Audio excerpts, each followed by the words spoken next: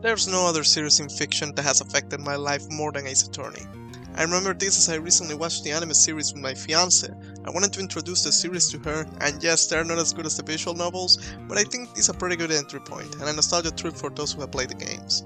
Before I continue, this video assumes you already played the first game of the series. I will also like to do a video for each game of the original trilogy, so there will be spoilers for the first game only. If you haven't played this game, I highly recommend it to anyone who likes solving mysteries. The HD trilogy is available in Android, iOS, and Steam, or you could also watch the anime if you're short on time, so if you don't want spoilers for the first game, come back to this video once you have finished it. I believe there's something to gain from most fiction, like life lessons that can make your life better, and I love learning something while consuming some good fiction. So without wasting more time, these are the top 3 life lessons we can learn from Wright, Ace Attorney. Number 1. Thinking outside of the box, aka rephrasing. Playing Ace Attorney can be rough. This is why I really don't like spoiling this series, as part of the fun is discovering who's the killer and how they did it. And there's usually a moment at the climax of the case where Phoenix is completely stuck and his client, or Maya, or his dumb childhood friend, or his emo childhood friend, or himself is about to be found guilty. And Phoenix has to think about the whole case, and as Mia puts it, think outside the box. And I really think that part of what Mia's station, besides the obvious, which is to get a new perspective about the situation, is that Phoenix should rephrase what he knows about the case, and I don't know if it was just me, but there were moments in the game where I was stuck and my pride didn't allow me to search for an online guide. And I just started saying out loud what I knew about the case until that point, and after saying it out loud, usually I finally got what I should do. In programming, this is also known as rubber duck debugging, which is basically to talk with a rubber duck, or another known animated object about the problem you're facing, discussing the problem to fail, and as a programmer myself, it really has helped me to solve problems in the past, and now with our AI overlords, they can reply back, just like Mia did with Phoenix. The point is that sometimes even without getting the answer, just by formulating the problem, you get the solution. Number 2. Don't jump to conclusions. In the 4th case of the game, Edgeworth, your rival, is accused of the murder of Robert Hammond, and once you find out who's the killer, you get a glimpse of hope, as Edgeworth is soon to be found innocent. But then, Edgeworth cannot keep it anymore, and reveals something that he has kept hidden over years of nightmares. The death of his father in the DL6 incident all those years ago. He might have been the killer. The judge calls for a recess, and Edgeworth was giving Phoenix his apologies for wasting his time, but Phoenix instead was preparing his case.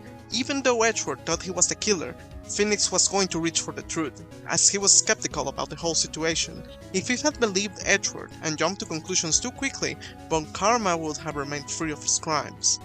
Now, this doesn't mean to hide the truth. Coming back to Edgeworth, if Edgeworth hadn't mentioned about those nightmares, he would have remained free, but his father's true killer would have remained free as well. This is why it's important that Edgeworth revealed this in court, but that Phoenix just took it as part of what happened, and not the whole truth. Truth can be very complex. This is why we are innocent until proven guilty, not before. Something I've been seeing more frequently that I believe is partially under our control is cancel culture, and I'm happy that more crimes or bad behavior are being exposed, but it's good to always remember to not jump to conclusions so quickly. Imagine previously, we could accuse someone of being a witch, and well, they were given a trial, but a very biased one, with little to no evidence. They probably got executed, because everyone already believed they were guilty just by the accusation. Cancel culture is not as brutal of course, but it does follow the same mob mentality. We can also apply this lesson internally to our emotions. CBT, or cognitive behavioral therapy, is one of the most well-known techniques for dealing with emotional problems. By identifying cognitive distortions, which are negative, irrational assumptions, and challenging them, we can improve the way we feel about situations by having a better reasoning. And there's one cognitive distortion named jumping to conclusions. So for example, because someone didn't reply to our text message, we may jump to the conclusion that the person hates us and bring us down, when in reality maybe that person forgot to reply. So by not jumping to conclusions too quickly, we can prevent this cognitive distortion and have overall better mood. Number 3. The power of effective notes. Imagine playing Ace Attorney without having the court record. Imagine it will be, I don't know, text adventure, and you will have to write the answers instead of being able to check the evidence of the case and present it. This is basically the life of people who don't take effective notes. They don't own a court record.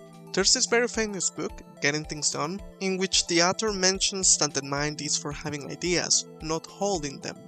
Whatever information that you believe could be useful, note it down. And in this digital age, this is very easy. We have our phones with us almost all the time. I have found Obsidian to be my favorite note-taking app, and I frequently take notes in my phone when I get an idea. This is basically how this video was born. The important thing is that your note system can work as a personal call record for your life, so that when the doctor asks for your medical history or you need to remember key details of a class, you have that already documented in your notes, ready to present in the future. And well, those are the top 3 life lessons I took from Phoenix Wright Ace Attorney. I really had fun doing this video. I would like to know your feedback and if you'll be interested for more in the future. And sorry if my English sounds weird as I'm clearly not native, but I want to improve. Thanks for watching and take care.